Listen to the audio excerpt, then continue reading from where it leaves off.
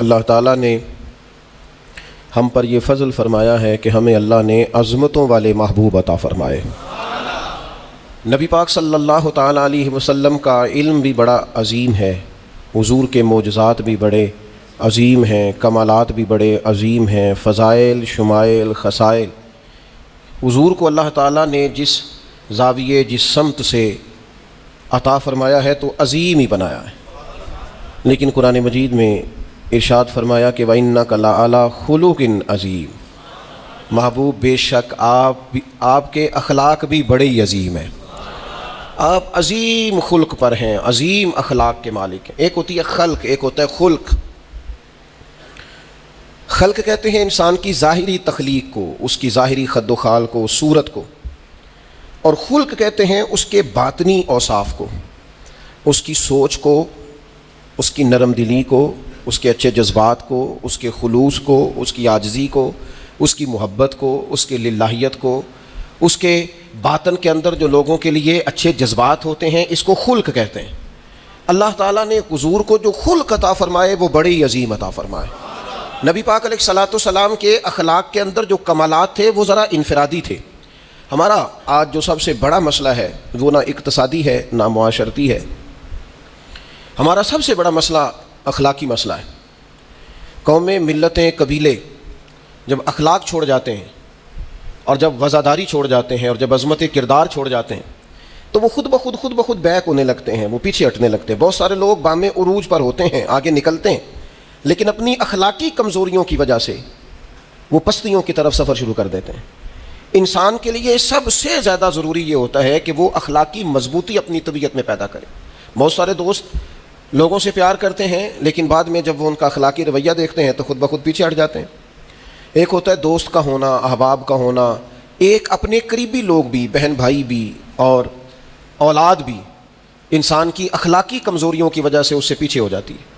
جب تک رویے میں، مزاج میں اخلاقی بلندی پائی جاتی ہے، نبی پاک صلی اللہ تعالیٰ علیہ وسلم نے فرمایا تم میں سے بہترین مسلمان وہ ہے جس کے اخلاق زیادہ اچھے ہیں، جس کی عادات زیادہ عمدہ ہیں، جو عظمت کردار کا حامل ہے۔ مزاج میں وفاداری ہونی چاہیے، مزاج میں خیر خواہی ہونی چاہیے۔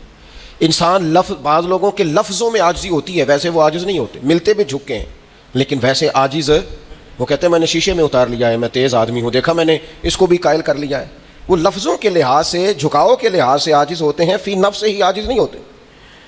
کچھ لوگ جملے کے لحاظ سے، اٹھنے بیٹھنے کے لحاظ سے، آؤ بھگت کے لحاظ سے خدمت گزار ہوتے ہیں، ویسے وہ خدمت گزار نہیں ہوتے۔ کچھ لوگ ایسے ہوتے ہیں جو اچھے جملے ترتیب دے کے کسی کو قائل تو کر لیتے ہیں، اس کو اپنی ہمدردی کا اظہار تو دلاتے ہیں، اشک شوئی تو کرتے ہیں، تسلی تشفی تو دیتے ہیں، ویسے خیر خواہ نہیں ہوتے۔ ویسے وہ بڑی اچھی دھیمی باتیں کر کے کہیں گے کہ یار کوئی مسئلہ نہیں، تو پریشان نہ ہو، تو ٹینشن نہ لے، میں تیرے ساتھ ہوں، پر نہیں نہ ساتھ ہوتے یار۔ زندگی میں وہ عجیب لمحہ تھا، وہ میرے ساتھ تھا پر میں تنہا تھا، ساتھ ہی تھا بندہ پر میں لوگوں کے ہجوم میں بھی اکیلا ہی تھا۔ اپنے اخلاقی رویے میں، خلق میں، مزاج میں، یعنی ڈھل جائے طبیعت انسان کی، اس کے رویے عمدہ ہو جائے اور یہ کام کشید نہ کرنا پڑے اسے۔ ہمارے علماء نے لکھا ہے خلق کا معنی یہ ہے کہ اچھے کام کرنے میں تکلیف نہ اٹھانی پڑے، خلق کا معنی یہ ہے کہ اچھے کام خود بخود بندے سے ہونے شروع ہو جائے، وہ خود بخود اچھے کاموں کی طرف اس کی طبیعت مائل ہو جائے، توجہ ہو جائے، اس کا مزاج بن جائے۔ یہ کب ہوتا ہے، کس وقت ممکن ہوتا ہے؟ جب آپ ہر وقت کی اخلاقی بلندی حاصل کرتے ہیں۔ نبی پاک صلی اللہ تعالیٰ علیہ وآلہ وسلم کا ایک طریقہ تھا کہ حضور کے مزاج میں اخلاق۔ بعض لوگ ایسے ہوتے ہیں جو بعض اوقات ایسی حرکت کرتے ہیں، ہوتے ہیں لوگ جو ایسی حرکت کرتے ہیں کہ سخت رد عمل کی ضرورت ہوتی ہے۔ بندے کا دل کرتا ہے نرا ڈانٹے نہ، ڈنڈا بھی پکڑ لے، کرتے ہیں بعض اوقات بعض دوست ایسے کام۔ اور پھر ایک اور بڑا خطرناک رویہ ہوتا ہے، آپ کو پتہ ہے اسلام نے سب سے زیادہ ناپسند کسے کیا؟ غیبت کو۔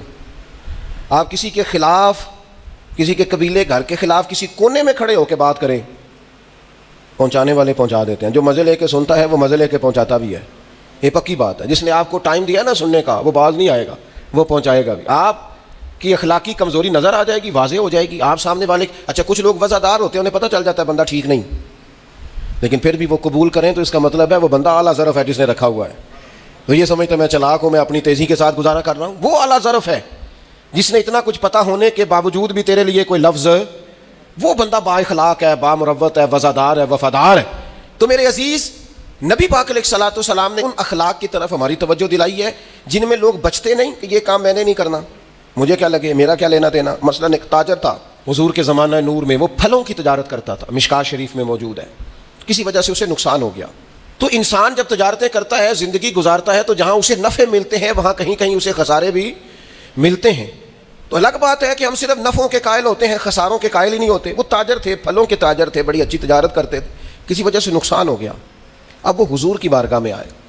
ہمارے ہاں یہ ہوتا ہے کہ لوگ کہتے ہیں میرا کیا لینا دینا، بلکہ اگر کوئی بندہ اس طرح کا مسئلہ حل بھی کرا رہا ہو تو کہنے حضرت صاحب تو آڈا نہیں ہے کام۔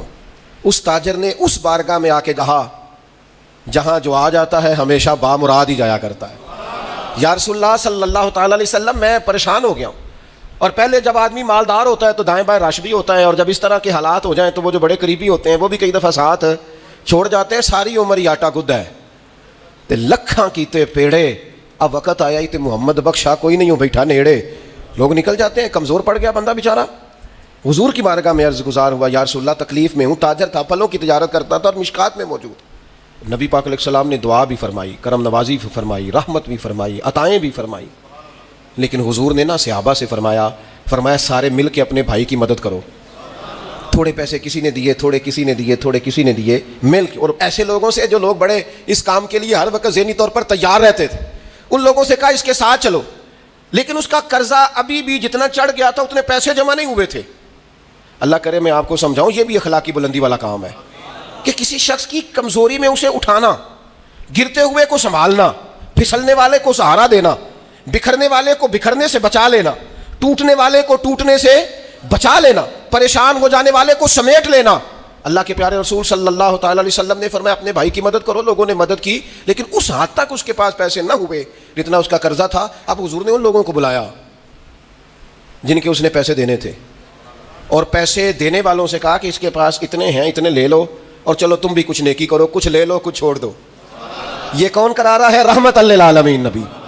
اور ہمارا جب کوئی بندہ اس طرح الجھ جاتا ہے پھر تو وہ ساڑھا لگتا ہی کچھ نہیں نا، اتنے دنوں تک نہ رشتہ داری ہوتی ہے، نہ دوستی ہوتی ہے، نہ تعلق، وہ تیری آنکھ ہو یا سنگ ملامت کی چبھن۔ کون پہنچا ہے میرے درد کی گہرائی تک، دور شہرت میں تو یاروں نے کیا یاد بہت، پر ساتھ آیا نہ کوئی کوچہ رسوائی تک۔ جب حالات خراب ہوتے ہیں تو سب سے پہلا کام یہ ہوتا ہے میرا تعلق کوئی نہیں، اور جب ٹھیک ہوتے ہیں تو پھر بڑی لمبی رشتہ داری نکلتی ہے، ہو کہتے ہیں وہ بڑی دور کے میرے قریبی تعلقات ہیں، وہ بڑا دور کا رشتہ ہے، میرا بڑا قریبی لین دین ہے۔ تو بڑی عمدگی سے لوگ، بڑی دور شہرت میں تو یاروں نے کیا یاد بہت، پر ساتھ آیا نہ کوئی کوچہ رسوائی تک۔ جو عرض کرنے جا رہا ہوں اس پر آپ نے زیادہ غور کرنی ہے کہ اگر کوئی آدمی گر رہا ہو تو گرتی دیوار کو دھکا نہیں دینا، اسے سنبھالنا ہے۔ اس شخص کو وہ یار حالات ہو جاتے ہیں اوپر نیچے، انسان کمزور پڑ جاتے ہیں، راہ چلتے چلتے کئی دفعہ گاڑی کا صرف پیٹرول ہی ختم نہیں ہوتا، جو مفت میں پانی ملتا ہے کئی جگہوں پہ وہ بھی ختم ہو جاتا ہے، اور قریب قریب اس کی بھی کوئی شناخت نہیں ہوتی۔ کئی دفعہ صرف اور صرف پیٹرول کا مسئلہ ہی نہیں ہوتا، وہ جو 20 روپے میں ہوا ٹائر میں بھری جاتی ہے کئی جگہوں پہ وہ بھی نہیں ملتی۔ تو تسلی کے لیے اخلاقی رویہ یہ ہونا چاہیے کہ اگر کوئی بندہ کہیں کمزور پڑ رہا ہے، گر رہا ہے، تو اس کی اس کمزوری پر اسے تھاما جائے، اس کی حوصلہ افزائی کی جائے، تسلی دی جائے۔ لیکن ہمارا یہ ماحول نہیں ہوتا۔ میں اکثر کہتا ہوں دوستوں سے کہ جو آدمی اپنے گھر کی تیسری منزل شروع کرتا ہے نا، تیسرا لینٹر ڈالتا ہے، اسے سارے جا کے پائیا کو کام ہو جاتے دسی بھائی ہونے کیوں دسنا ہے، مالدار آدمی ہے تیسرا لینٹر ڈال رہا ہے، لیکن وہ بیچارہ غریب آدمی جو بالے ڈال رہا ہے اور لکڑی کی چھت ڈال رہا ہے، وہ اگر کسی سے جا کے کہتا ہے نا تھوڑی امداد کرا دے میرا کام رک گیا، تو کہتے ہیں آپ نے پہلے بتانا تھا، اب تو نہیں نا، مطلب وہ تو بڑی پرانی بات تھی، وہ تو میں نے بانٹ دیا رمضان میں، بڑا کر دیا فلانی جگہ بڑا۔ یہ لہجہ درست، یہ اخلاقی رویہ نہیں۔ درد دل اور چیز کا نام ہے، خیر خائی اور چیز کا نام ہے۔ وہ کسی نے کہا تھا کہ پلا کر گرانا تو سب کو آتا ہے، مزہ تو تب ہے کہ گرتوں کو تھام لے ساکی۔ کوئی گر رہا ہو اس کا بازو پکڑنا، اس میں مزہ ہے، اس میں لطافت ہے، اس میں حسن ہے۔ اور ایک دوسرا اخلاقی رویہ جس کی بہت زیادہ ضرورت ہے، جو ہمارے زیادہ ساتھ ہوتے ہیں نا، غلطیاں بھی انہوں نے کرنی ہوتی ہیں، جو آپ کے ساتھ نہیں انہیں آپ کو معاف بھی نہیں کرنا پڑتا۔ معاف کسے کرنا پڑتا ہے؟ معاف کسے کرنا پڑتا ہے؟ اپنے خادم کو۔ اگر آپ آفیسر ہیں تو اپنے ملازم کو۔ معاف کسے کرنا پڑتا ہے؟ اپنے بہن بھائیوں کو، رشتہ داروں کو، اہل خانہ کو۔ معاف کسے کرنا پڑتا ہے؟ اپنے شاگردوں کو، ارادت مندوں کو، دوست احباب کو، اپنوں کو معاف کرنا ہوتا ہے۔ کسی کے ساتھ آپ کا کئی دفعہ دوست آ جاتے ہیں، میں عمرے پہ جا رہا ہوں، کوئی غلطی ہوئی تو معاف کر دینا، تو میں کہتا ہوں مجھ سے آپ کیا معافی مانگیں گے، آپ ادب سے مل کے چلے جاتے ہیں۔ جن کے ساتھ آپ کا اٹھنا بیٹھنا ہے ان سے معافی مانگیں.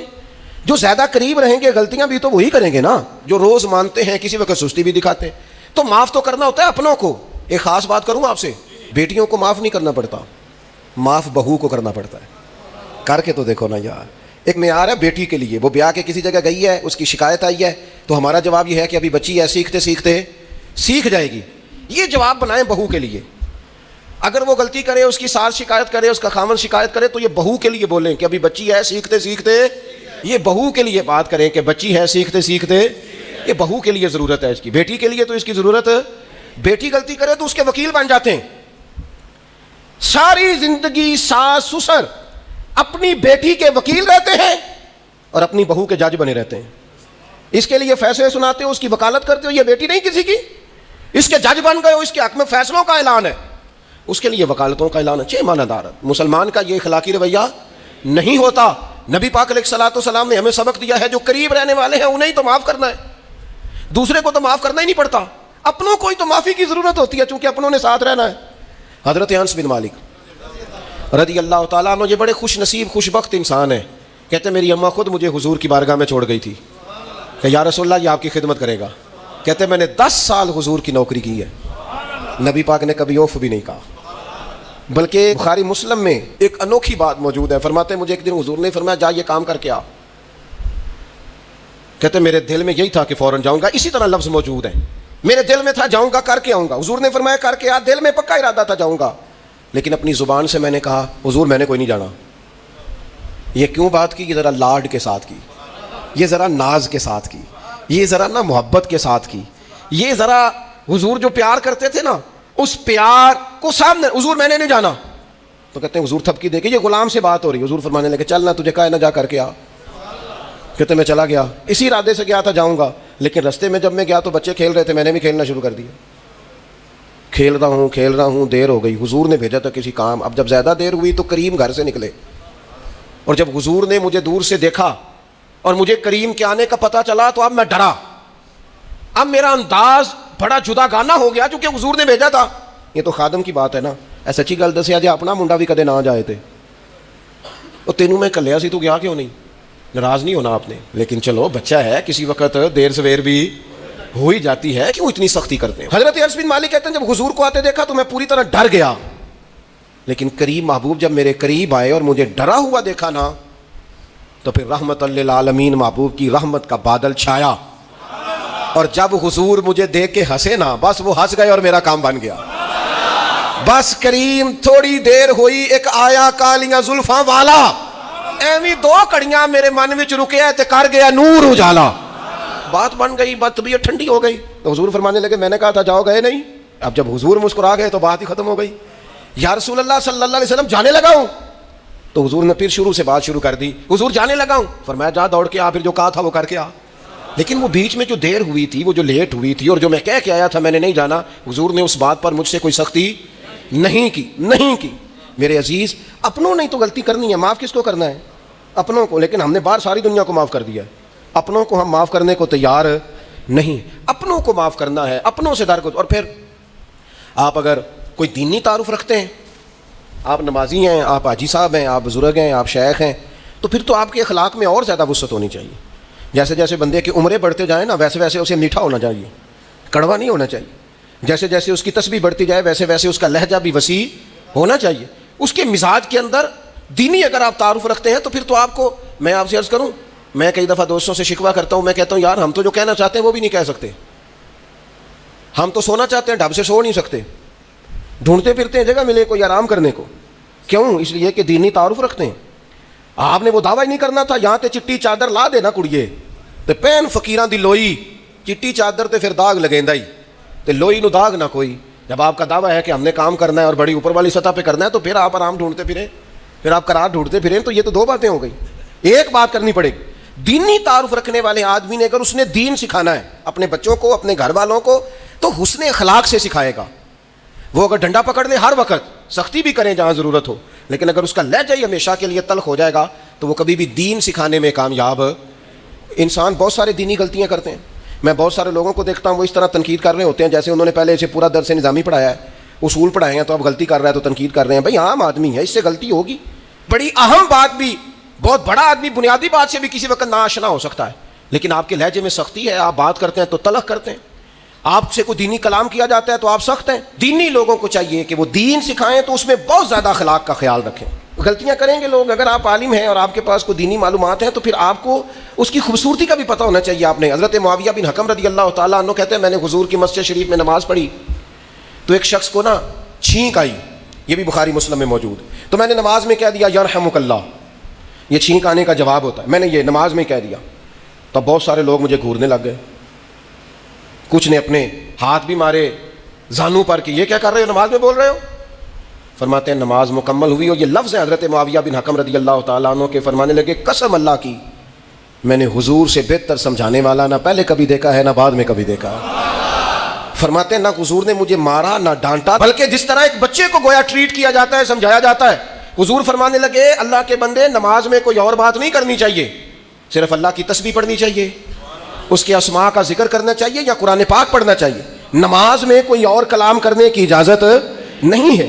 ہمارے ہاں لوگ دینی مسئلہ سمجھاتے ہیں تو اتنا ان کے مزاج میں تلخی ہوتی ہے بعض اوقات، اللہ ماشاءاللہ کچھ لوگوں کی طبیعت اتنی کرخت ہوتی ہے، بچہ نماز پڑھ رہا ہے اور حاجی صاحب اس کے ساتھ کھڑے نماز پڑھ رہے ہیں، لیکن وہ اس کو کھڑا کر رہے ہیں تو یوں کندھے سے ہلا کے تینوں آج تک نہیں پتا نماز ہے کہ یہ آپ دین سکھا رہے ہیں، یہ اخلاقی رویہ دین سکھانے کا، یہ لب و لہجہ دین سکھانے کا، قطعاً ایسا کوئی کام نہ کریں۔ میں تو یہ مدارس کے اساتذہ سے بھی کہتا رہتا ہوں، میں کہتا ہوں نبی پاک نے کبھی کسی کو نہیں مارا، آپ بچوں کو ڈانٹیں کریں کچھ، لیکن وہ رویہ آپ اختیار نہ کریں جس کی دین اجازت نہیں دیتا۔ تو اخلاقیات میں ان چیزوں کا ضرور خیال کریں۔ ایک روایت اور عرض کر دوں آپ کو، حضرت جابر بن عبداللہ رضی اللہ تعالیٰ عنہ فرماتے ہیں میرے والد احد میں شہید ہو گئے تھے، میرے ذمہ بہنوں کا بوجھ بھی تھا اور قرضہ بھی تھا۔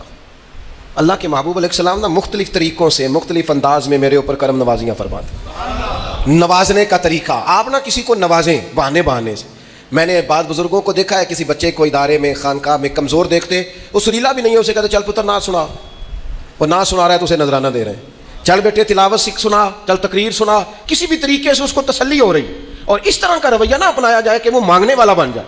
یہ اخلاقی بلندی ہوتی ہے آپ کی کہ آپ کسی شخص کو بہانوں سے نوازیں، اس طرح کا ماحول نہ بنائیں کہ آپ اسے کہیں کہ چونکہ تو کمزور ہے، غریب ہے، فقیر ہے، لہذا تجھے دے رہا ہوں۔ حضرت جابر بن عبداللہ فرماتے ہیں، اور یہ بھی آپ کو مسلم شریف میں ملے گا، فرماتے ہیں کہ جنگ میں حضور کے ساتھ تھا، میرا اونٹ بڑا کمزور ہو گیا، بیمار ہو گیا، چل نہیں رہا تھا، حضور میرے قریب آئے اور پیچھے آ کے فرمانے لگے اسے بھگاتا کیوں نہیں؟ میں نے کہا حضور بیمار ہے کیسے بھگاؤں؟ تو نبی پاک نے نا اونٹ کو ایک درہ لگایا اور گویا پیغمبر اعظم نے حکم دیا، نبی رحمت نے، نبی اکرم نے حکم دیا، فرمایا اونٹ بھاگتا کیوں نہیں؟ وہ جو سب سے پیچھے تھا وہ سب سے آگے نکل گیا۔ واہ کیا جود و کرم ہے شہ بتہا تیرا، اور نہیں سنتا ہی نہیں مانگنے والا تیرا۔ سرکار نے حکم دیا، وہ اونٹ سب سے آگے نکل گیا۔ اب حضور گھوڑا دوڑا کے آگے آئے، فرمانے لگے جابر یہ اونٹ میرے ہاتھ بیچ نہیں دیتا، وہ بیمار تھا، حضور کے حکم سے بھاگا ہے، فرمایا بیچ نہیں دیتا؟ کہا نہیں یا رسول اللہ ویسے ہی رکھ لیں، فرمایا نہیں میں پیسے دوں گا۔ یا رسول اللہ آپ کا یہ ہے، فرمایا نہیں آپ قیمت بتائیں۔ حضور ٹھیک ہے اتنے کا اونٹ ہے، میں مدینہ طیبہ جا کے آپ کی خدمت میں پیش کر دوں گا۔ حضرت جابر بن عبداللہ فرماتے ہیں حضور نے مجھ سے اونٹ خریدا، مدینہ طیبہ پہنچ کر نبی پاک صلی اللہ تعالیٰ علیہ وسلم نے سیدنا بلال حبشی سے فرمایا جابر کو اونٹ کی قیمت بھی دے دو اور کچھ پیسے زیادہ بھی دے دو۔ فرماتے ہیں مجھے اونٹ کی قیمت بھی مل گئی، کچھ پیسے زیادہ بھی مل گئے، اور جب میں حضور کی بارگاہ میں حاضر ہوا اونٹ پیش کر کے اور قیمت لے کے جانے لگا تو حضور فرمانے لگے جابر جانا نہیں، قیمت بھی تیری ہے، اونٹ بھی تیرا ہے۔ نبی پاک نے وہ اونٹ بھی تحفے میں مجھے واپس دے دیا۔ یہ اخلاقی رویے کی بلندی کہ کسی شخص کی غربت میں اسے نوازنا، لیکن اس طرح کا نوازنا کہ اسے محسوس نہ ہو کہ مجھے امداد دی جا رہی ہے۔ تو اپنے ان چند ایک اخلاقی رویوں پر ضرور توجہ کریں۔ ایک تو سب سے جس کو آپ دیکھیں کمزور ہو گیا ہے، گر رہا ہے، پریشان ہے، اس کا ضرور خیال کریں۔ لوگ بڑے بڑے تیز دوڑتے ہیں، کسی جگہ پھر گر بھی جاتے ہیں، گرتے ہوئوں کو سنبھالنے کی کوشش کریں۔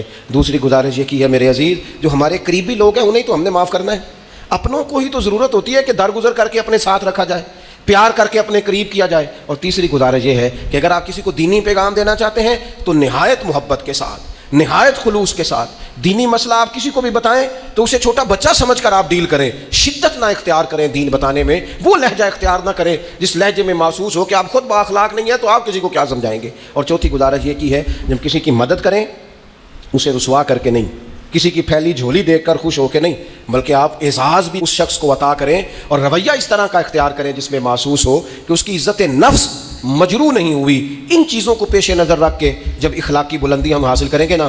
ایک میں اور بات بڑی ضروری آپ کی خدمت میں عرض کروں. جو آدمی بھی اپنے آپ کو بڑا سمجھتا ہے، وہ مالی طور پہ بڑا ہے، علمی طور پر بڑا ہے، عہدے کے طور پہ بڑا ہے، قبیلے کے طور پہ بڑا ہے، خاندان میں بڑا ہے، وہ کسی بھی مقام پر کسی بھی انداز میں بڑا ہے، اللہ نے فضل کیا وہ بڑا ہو گیا، اسے سمجھ آ گئی ہے کہ کچھ لوگ میری بات سنتے ہیں، میرا فیصلہ مانتے ہیں، تو وہ اچھی طرح سمجھ لے کہ اگر وہ اللہ کے فضل سے اسے کوئی موقع مل گیا بڑا ہونے کا تو وہ اپنے اخلاق کو بڑا کرے، پھر اپنے کردار کو بڑا کرے، پھر اپنے حوصلے کو، ظرف کو اور اپنے ذہن کو بڑا کرے. اس لیے کہ آپ اپنے کردار کی اور حوصلے کی بنیاد پر بڑے بنیں گے.